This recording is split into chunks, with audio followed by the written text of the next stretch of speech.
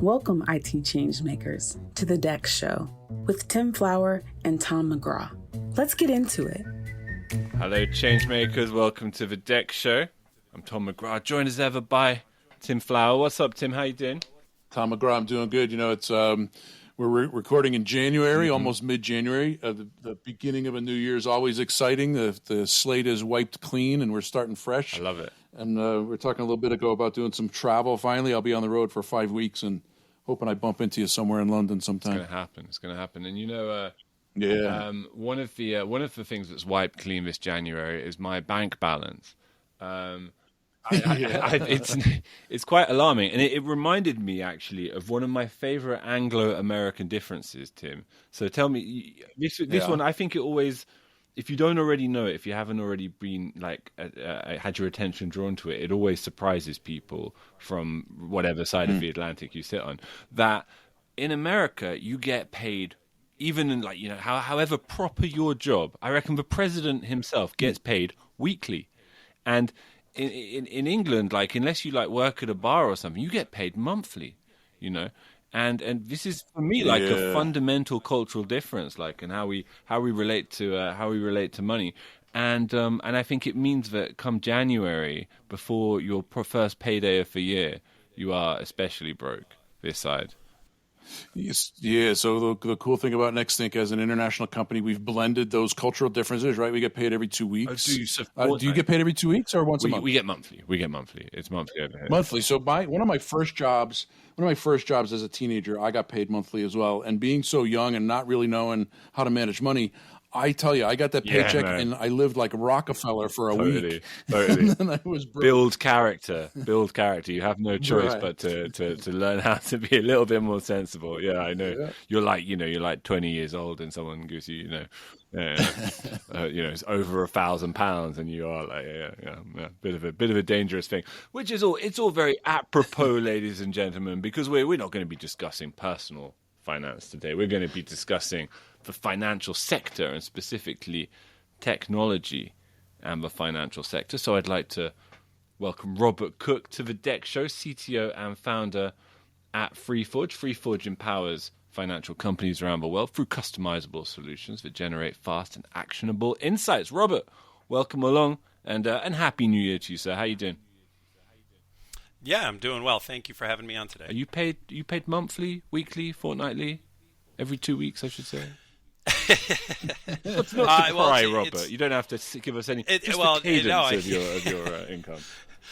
So yeah, it's similar to Tim. So we get paid bi-weekly in the States, and then it's monthly in London and Singapore, where other offices are. Yeah, absolutely. Yeah.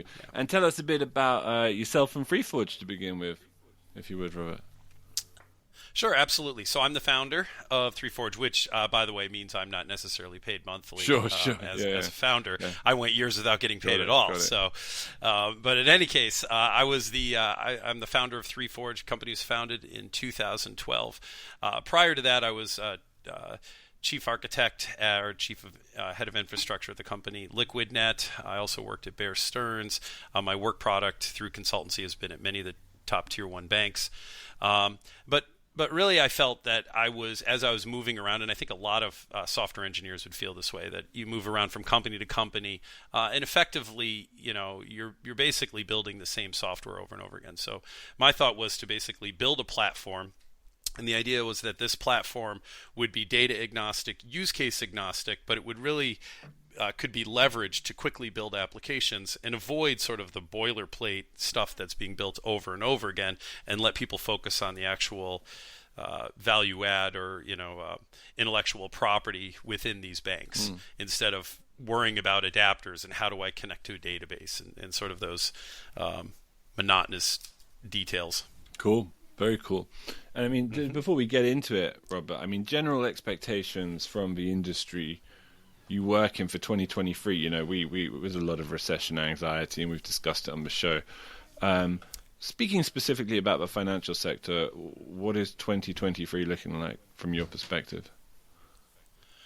2023? Well, I will say 2022 is one of the best years that 3Forge has on record. And I think that's actually because the more pressure that our customers feel to produce under tighter budgets, the better that is for us, because we're all about trying to make things more efficient. With that said, I don't have a glass ball, nor do I even pretend to, like some people, in terms of what's going to happen in 2023. But from my perspective, when I've been building and forecasting and preparing, for what I knew was an inevitable downturn in the market, I'm not surprised that we're seeing what we're seeing in 2022, and I wouldn't be too surprised if it extends through 2023.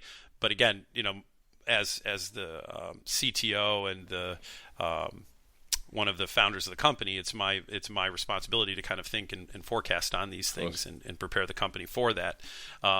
Honestly, if you'd asked me in 2019, I would have thought it would have happened sooner. So, Robert, as many of our listeners know, my background comes from before NextThink, comes from financial services. I was in IT, spent 20 years at the Hartford, both kind of covering the insurance and financial services technology for the Hartford, and I've seen my share of complexity, not just from one line of business to another. As distributed computing grew, each line of business would hire their own set of developers, develop on their own platforms. So then you've got complexity around, how do those lines of business and their applications integrate and share data? But also over the decades, the changing regulations that come out of Washington that can impact operations, data retention, and forensics. Where do you see what's kind of some good examples from your perspective, the common use of DevOps within financial services? How does it differ from other verticals? Well, I would say, we're not a DevOps tool per se, although we've been used to facilitate or enhance existing DevOps environments. But I would say DevOps is a long overdue must-have. To me, I remember when I first got into the industry in the late 90s, it was shocking to me that things were still being managed through start scripts, and you would deploy things using rsync, and you had like your little Perl scripts running around to check for system resources, and every group did it a little differently, and that was kind of your first task, was how do I want to set up my environment? So that to me is kind of a must-have, is development ops. How else can you really manage this stuff? And it doesn't make sense to go build all this from scratch. So I look at it as all verticals should have sound DevOps principles, and the various tools that come along with that. Now, I will say within DevOps, I still think there's a lot of room for improvement, because I still think it's far too segmented. I think the different tools still could be more consolidated. So for a simple example would be, I believe you should be able to use the same tool to deploy a product that you're also using to analyze that product, in terms of being able to look through the log files, seeing resources, being able to do nightly backups. People are still using tools like AutoSys to basically manage when things start and stop. So I think there's still a lot of room for integration, for improvement there and efficiencies. But at the end of the day, I think DevOps is largely the same across, whether it's the term I like is Fintech, which is where you're coming from, or the tech fins, which would be the giant technology sharks over in Silicon Valley. I believe it's the same principles. Yeah, it's an interesting concept of using the application itself and writing internal functions to analyze the app as well as perform its own operations, as opposed to externalizing the analysis using one tool across all the apps. Keep it internal to the app is an interesting alternative. Staying on the kind of the escalating complexity of end user compute and distributed computing that's now kind of blending with the cloud. In my experience, that complexity, while it does have an impact on IT, the real people that suffer are the employees that have to deal with all of the different technology. We've struggled forever in training our employees. The concept that they shouldn't have to be technology experts; it should just work for them. But in many cases, they do need to have some technology chops to be able to operate. What do you see the implications of complexity in your experience for the employees. How does what you do and the analysis that you bring to the table, how does it help with the employee experience?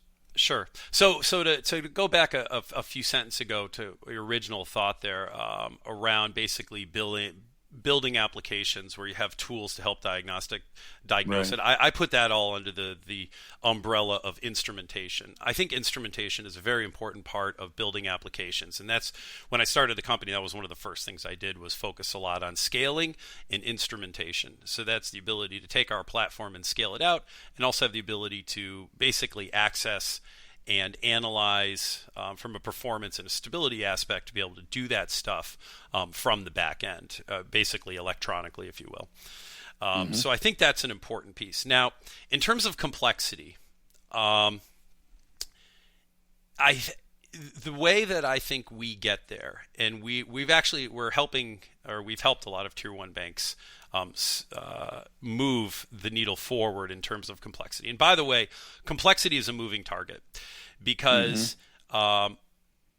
as soon as you solve a problem, and I think we've solved a very big problem, I'll talk about that in a little bit, it immediately opens up the next set of problems. Sure. You know what I mean? So there's no magic bullet to solving this, because as soon as you come up with a way to solve the current problem, you move a step forward in technology, lives get better, systems get better and more efficient, but then that opens up a whole new set of problems and a whole new set of opportunities. But the way I look at it is when we talk about complexity, you have to think of it in layers. And how I envision this, after studying computer science for a long time, is that we kind of take it for granted, but there are layers to our technology that kind of take the complexity at one level, shrink wrap it, make it accessible, give us that instrumentation so that we can build a layer on top of that. I can go through example after example. I mean, you start off with hardware and you go way back. Hardware needed to be, physically you would have to go and change the wires, solder new wires, et cetera, to basically build a new program. And then we realized you could write software on top of that using punch cards. That was very complex. And so then someone created a layer back in the 40s that said, well, we can have a compiler, and the idea is you can write code at a higher level that then gets compiled down to machine code, and then that machine code can run as software. So we had software before we had compilers, but compilers just kind of let us get to the next level of problem. And then you start seeing, well, okay, now we still have to interact with the hardware directly, and I'm writing all this software and I've got this compiler, but how do I do that? I want to access a file system and the keyboard at the same time. And then you come up with an operating system. And again, an operating system, we take it for granted, but that really has just shrink wrapped and solved that complexity issue and let us move to the next layer. So now we're there and we're writing to disks and we're reading from disks manually. And we're creating our file system, and each group is deciding how they want to organize it on disk, et cetera. And then at some point, someone comes along with a normalized database, and that shrink wraps and solves that problem, so we can move to the next step. And then we realize now we need to run multiple databases, multiple applications all at the same time. How can we do that? And then you get time sharing, time swapping. And then we can move to the next level. So really, the history, the chronology, as I look at it for computers, has been taking the existing problem, shrink wrapping, and moving to the next step. And that's how I look. So what we're at right now the problem is, with each step, it opens up a whole new set of opportunities that are larger than the opportunities that were available before. So the audience and the number of people that are now involved grows exponentially, literally exponentially. And so what we're talking about now, the way I look at it, is you have systems that are almost their own living, breathing things, which are tons of applications, all communicating with each other, many of them real time, all over the place, written using different languages on different systems at different times by different groups with different ideologies. You're dealing with the 4 V's: velocity of data, variety of data, the volume of data, and the validity of data, and all of these things. And the question is, now how do you shrink wrap and move forward? And that's what I've focused on for the last 20 years. And what I've come up with is basically I call the full platform stack, which the idea is it's a data virtualization layer that allows you to plug in whatever type of adapter you want. We've written over 100 different types of adapters. And then after that, you have pluggable components. So we have our own in-memory caching layer, our own distributed visualization layer, our own historical petabyte data storage layer. All of these things that are just designed to integrate together so you don't have to think about those problems. Right. And now you can focus on solving the actual business needs, which is what we call high impact code. So the idea is now you're writing code on this platform and you're not necessarily thinking about, well, how do I move a message from point A to point B? How do I make sure these things are synced up, etc.? And I call this the full stack platform. I personally, obviously I have a vested interest as having dedicated half my life on this sort of problem.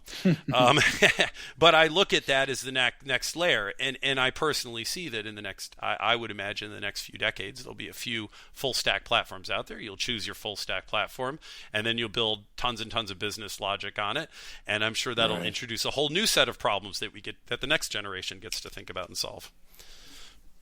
Yeah, just to simplify it down, it sounds like then the traditional problems that developers have had of needing to, like you said, figure out how to code for the underlying foundational function of the app, as well as the business outcomes and the business functions that are needed. You're eliminating part of that complexity so they can really focus on what matters. Exactly. And I always felt that, and I think if any listeners today that are system architects or developers know that the first time when you get your green light on a new greenfield project, the first thing you do is you sit down. Well, what technologies am I going to use? What cloud environment am I going to go with? What database am I going to use? What messaging system am I going to use? What? And then you come up with this list, and then you spend the next few months finding out what actually works with what are the pain points in integrating these together. And this is all just a tremendous amount of time, and then you're stuck in this vicious cycle of trying to work on that. And the thing is, as we get more breadth to the available technologies out there, it can be totally consuming. You're spending all your time just thinking about how do you glue and put these things together, and you're not actually able to focus on the actual business. And I think that's one of the problems right now when you build a piece of software.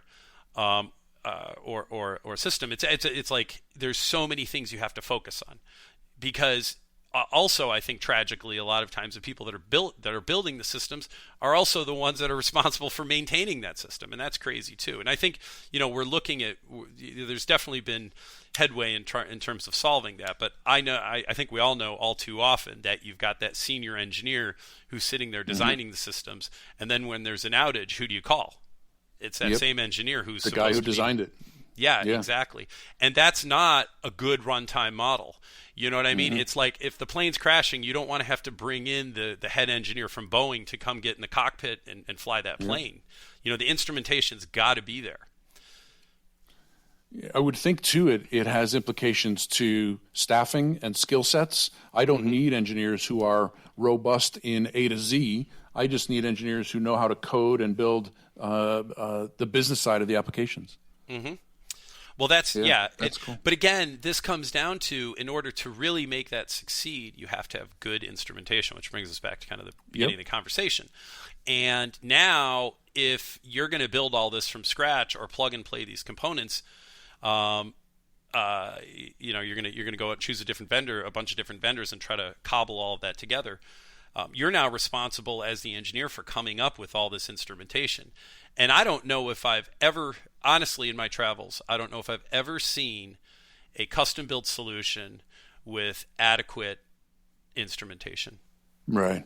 It just never happens. And the only way to do that, the way I look at it, is with our concept, the full-stack platform, is we're saying, look, this is all we do, is take components, we figure out how to build best in breed. We build these adapters, and we focus on the instrumentation so that then when there's issues, the same engineers who are building the solutions don't have to be the ones who are monitoring and managing it. So I would argue, even though you've been at this for, what did you say, 20 years? Too long. I would argue that this is in the category of revolutionary technology. Where else do you have your eye on in terms of that kind of a category, the revolutionary technology in the IT industry? For example, how does what you're doing intersect with things like IoT that has also been around for a long time and is starting to gain traction, but we were looking at it, more than 10 years ago and really couldn't find all that many use cases. What else do you have your eye on in terms of technology currents? Well, I think IoT is an excellent example when it comes to how does 3Forge fit in. I think IoT has a lot of let me step back.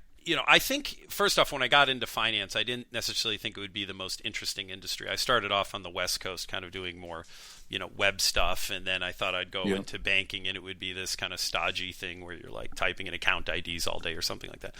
I was wrong. It's actually a very, very complex. Like I said, with the 4 V's, you've got huge amounts of data. They're moving around very quickly.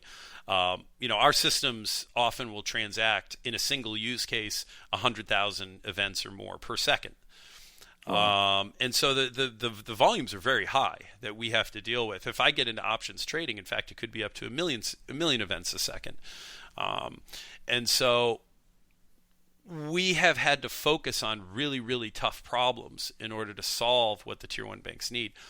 And what I like and why I focused on that in the beginning is because if we can solve that, then suddenly a lot of these other use cases seem a lot easier. So even when you take something like IoT, which I do think has an interesting set of challenges around stability of being able to connect to lots of different devices. Devices are always going in and out of connectivity, and you've got delays on data transmission and things like that.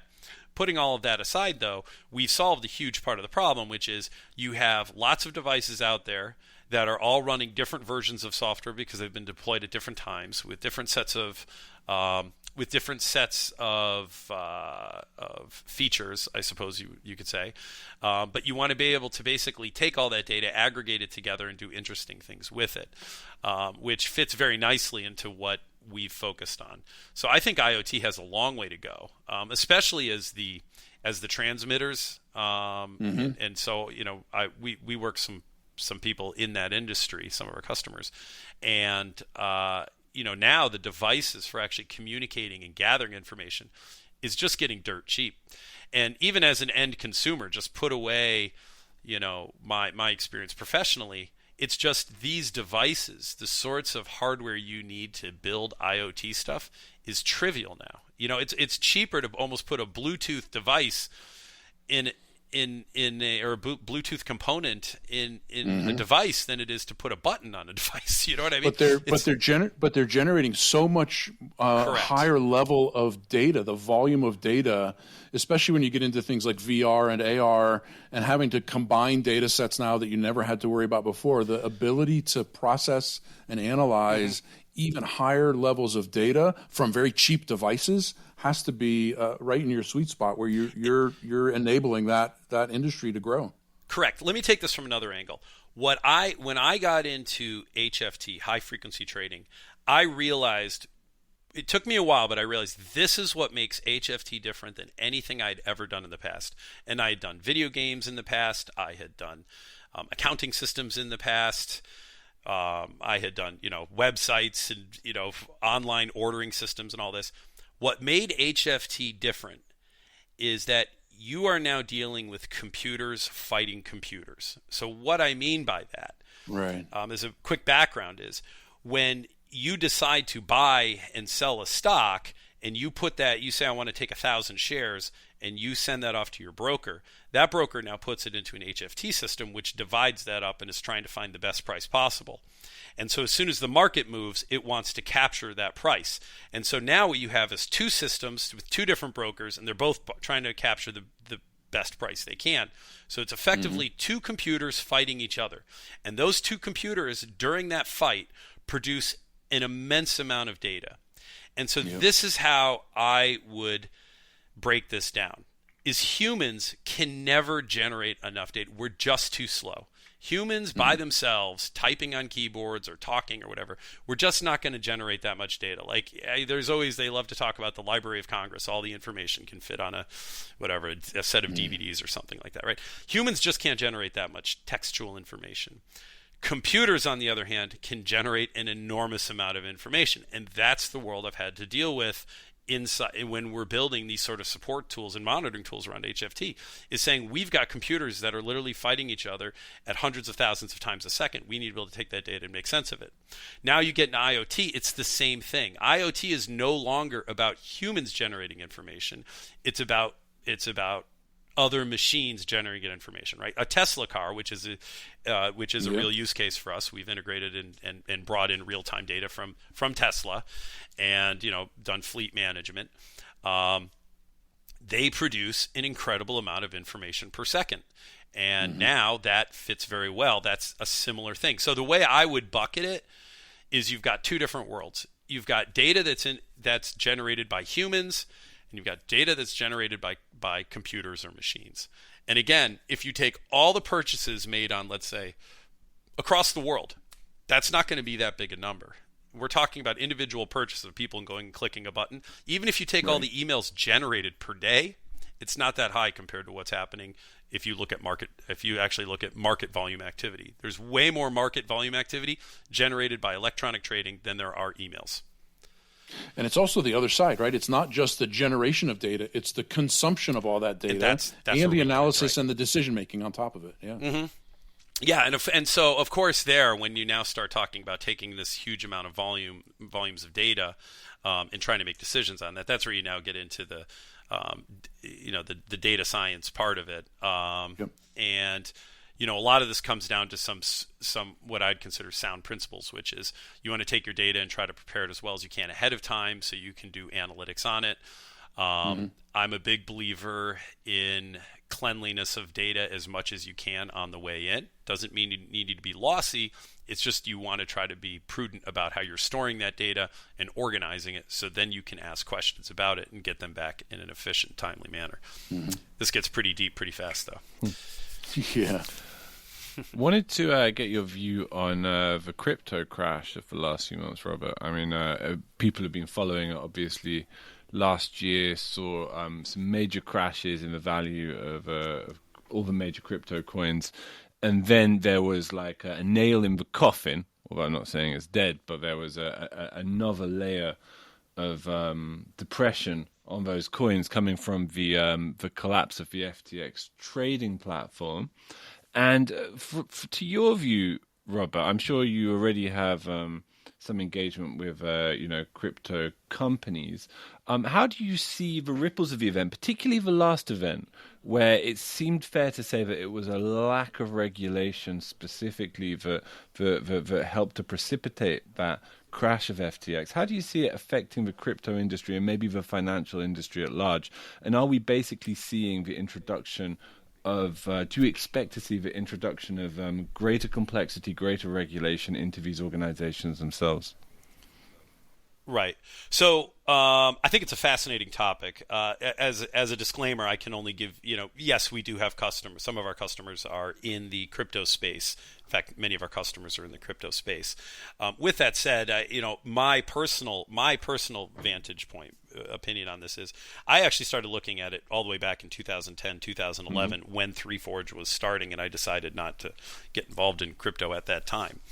I think the blockchain is an excellent concept. It's been around for a while. I think what crypto, the principles of what I think was supposed to make cryptocurrencies so interesting was that you had a controlled money supply. So the idea, if you look at like Bitcoin, was that there's a controlled money supply, which basically means the Fed can't go and just say we're going to produce more Bitcoins for the heck of it, and that in and of itself should make Bitcoins go up in value and then kind of plateau, maybe come up, come down, and reach a particular value, at which point they would slowly grow based on this formula. As machines have to work harder and harder to basically produce more coins.